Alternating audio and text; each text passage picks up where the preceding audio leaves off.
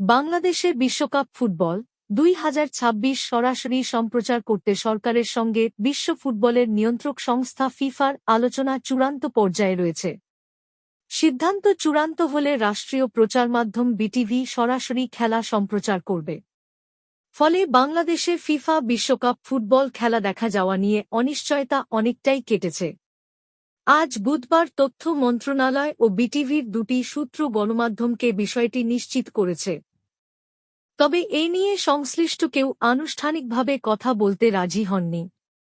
জানতে চাইলে তথ্য ও সম্প্রচারমন্ত্রী জহির উদ্দিন স্বপন বলেন, পাবলিক মানি খরচ না করে পাবলিককে খেলা দেখানোর জন্য সব পক্ষের সঙ্গে আলোচনা সন্তোষজনকভাবে এগিয়ে চলছে। 11 জুন পর্দা উঠছে বৈশ্বিক ফুটবলের সবচেয়ে বড় এই আসরের।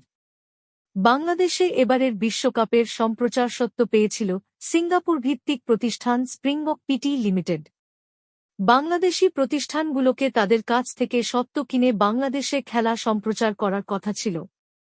প্রতিষ্ঠানটি সম্প্রচার স্বত্ব বাবদ বিটিভির কাছে প্রায় ১৫১ কোটি টাকা চেয়েছিল। করসহ তা দাঁড়াত ২০০ কোটি টাকার কাছাকাছিতে। তবে শেষ পর্যন্ত সেই চুক্তি হয়নি।